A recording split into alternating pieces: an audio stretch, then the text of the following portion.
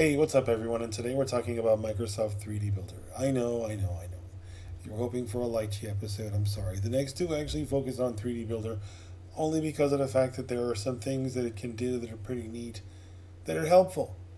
And somebody also asked me if I believe was it the split command in Lychee was a pro or premium feature, and I didn't actually have an answer. But to be honest, there are other programs you can use to split, and Microsoft 3D Builder is one of them. We'll get into that in a moment. First, I'm going to color code each one of these models so I can make it a little bit more visibly easy to see on screen while I'm working with you guys for the purpose of this demonstration. That is also something you can do in 3D Builder. You can color code the surface of each model. You can add texture. You can do embossing, which is technically adding shapes or text to the surface of a model. You can split. You can hollow. You can cut parts out using different shapes, or you can cut using drain holes with the preset shapes that are in the program, and we'll get into that. So the orange one here on the right side, the back there, we're going to hollow to demonstrate how that would be done. So what you're going to want to do is you're going to want to make sure that you have the object selected, and you're going to want to go to Edit. Then you're going to want to look for Hollow. It's the last option. And you want your minimal wall thickness. I usually go with about 2, 1.8 to 2. I think it's usually a decent amount of thickness. It doesn't need to be much thicker than that. And then you click the checkbox there in the corner, and it will do the hollowing fairly quickly once it is done. Then you have the issue of putting drain holes in, because obviously there are none. 3D Builder isn't that smart. It's not going to put drain holes in there for you. So there are no drain holes. There's no drain hole object in the program. So you need to create an object, and then you need to subtract that object. So the next thing you'll need to do is you'll need to go to your Insert tab, and then you'll need to go to the cylinder, which is what you obviously want to make a drain hole. So it doesn't need to be that big, but don't worry about the size just yet. Let's just get it over to the character that we need it to. And yes, I know it is a little cumbersome that it doesn't appear anywhere near the character that we were just selecting. Again, I don't think Microsoft really thought this application through too much, but it is very helpful to those who need some extra tools doing things like this. So obviously you want to get the drain hole to a decent size, and then you want to get the drain hole to its location where it should be. Put probably two in each foot. Want to make sure it's not going to pop out the top, and just want to make sure. It's probably going to go in deep enough because that's a pretty big hole, but we won't know until we cut it. Now, one of the things you have to remember if you are doing this using 3D Builder, when you go to select the hole and you want to subtract it from the model, you need to remember that you need to select the hole, not the model. If you select the model and the hole, or the hole itself, or the model itself, it will delete the model and leave the hole. So you have to remember there's an order to that.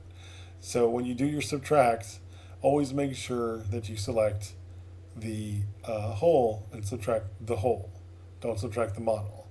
Like that. See, that's what will happen if you do it the other way. Just to demonstrate exactly how that would work. So anyway, we'll skip ahead a little bit, and I'll show you the placement of the drain holes, and then we'll take them out, and I'll show you guys some other functions that 3D Builder can do for you. Okay, there's the 4 drain holes, and again, you want to select the hole, not the model, and then you want to subtract each one until you've removed all of the drain holes that you want to remove. This will give you a fully hollowed model that you can then export, and it will have drain holes in the bottom. Now, obviously, you want to confirm that the holes go all the way through So please make sure that that is the case before you use this model or try printing it, because you don't want that. So be sure that you are aware, that the holes, okay, do they go through? Yes, good, okay, great, move on. But yeah, this is a way to hollow and do drain holes. Some folks aren't aware you can do that in the software, but yes, it is totally possible to hollow and cut out holes to do um, hollowing and drain holes. Okay, so we also talked about cutting or splitting. So the green guy, the green lady here in the front, we're going to split, and we're going to go keep both, which is one of the options. You have keep top, keep bottom, or keep both. And this is an awkward one because where I actually have to wind up cutting it, I believe some of these parts wind up floating. So it's not exactly an optimal cut. I probably wouldn't do it, but it is a way. It is a way that you could totally do it. And then if you separate the top and the bottom, you can see the gun even gets separated. But the problem is that the gun on the bottom is floating, and so those two parts are actually they need to be separated as well, which you could do in Lychee, or you can do in Mesh Mixer. There's a bunch of ways you can separate those parts, but they would need to be separated.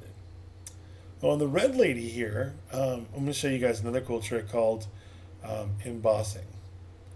Now, embossing is interesting because embossing allows you to add things like text, symbols, characters, whatever.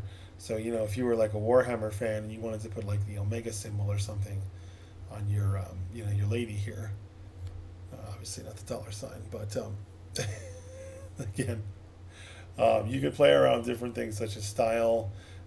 There is the projection path, which is the planar, circular, I believe orbital or spherical.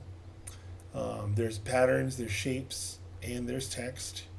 You do different colors. Again, the color is, unless you're printing in filament, I don't think the color means much for us resin folks out there. You can bevel or not bevel. Each one will have a different effect as far as how far the shape is going to pop out.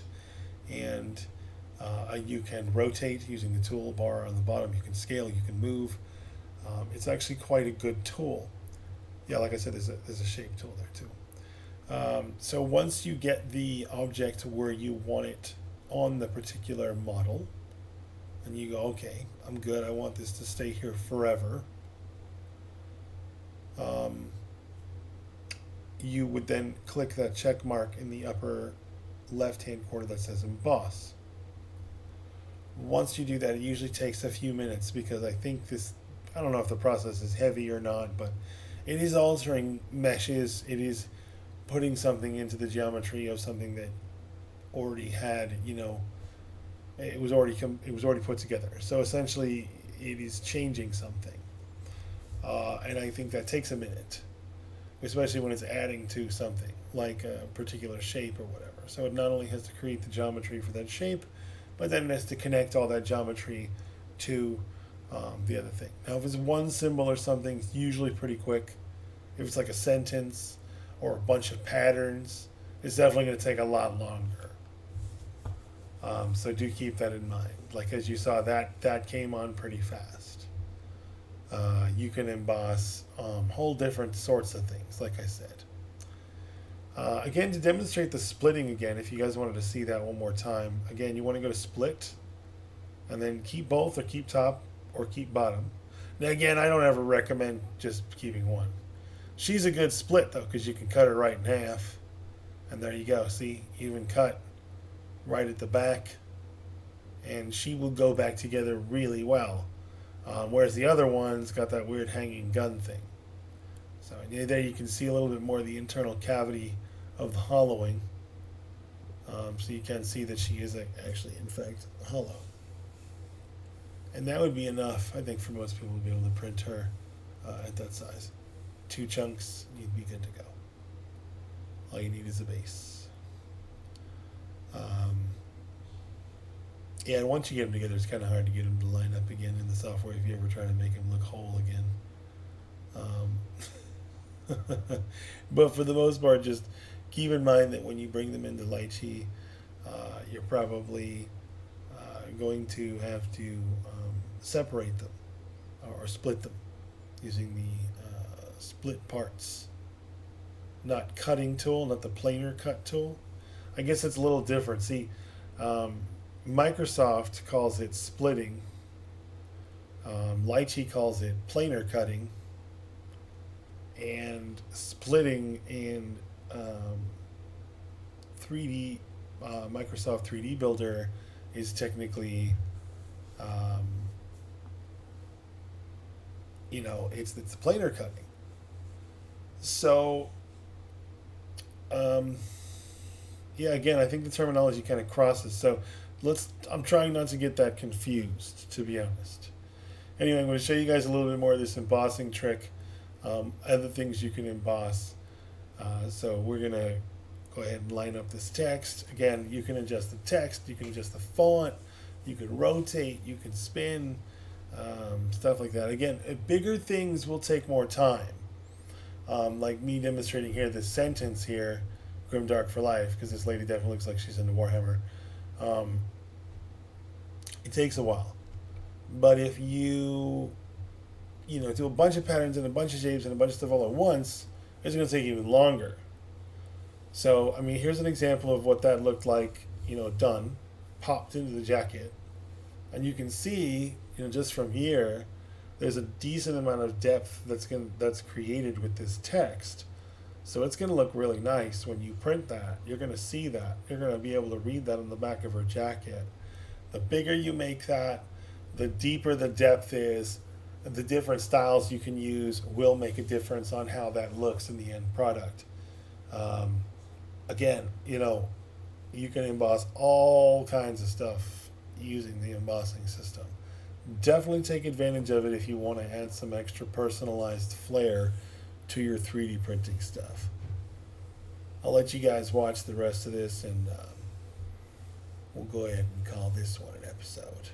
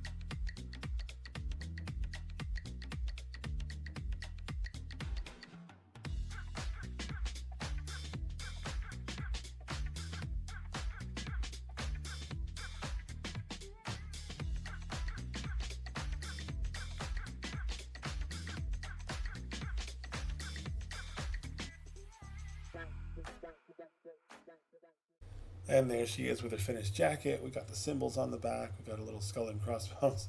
And yes, you can even add stuff like emojis, because I've tried copying and pasting things like emojis, smileys, all kinds of stuff. It will translate. Pretty much anything that your keyboard will understand, this will understand. And that, of course, depends on your language, too. So that will change depending on the language of your keyboard. I should mention that. That might actually change for some folks, depending on what language your keyboard is set to and how your keyboard is set up. Anyway, that's it for this one, guys. I hope y'all enjoyed some tips on 3D Builder from Microsoft. It's a free application you can download on the Microsoft Store. So if you're interested in that, go check it out. If you're not a Microsoft Windows user, I don't know how you can gain access to it or other things like it. But again, this is what I use.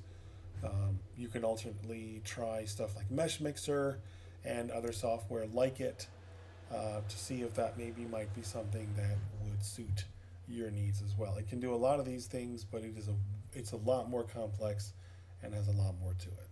Again, if y'all want to see more episodes and stuff like 3D Builder, give us a like. Don't forget to comment, hit that subscribe button, and don't forget to ring the bell if you want notifications on episodes. Thanks everyone, and see you all soon.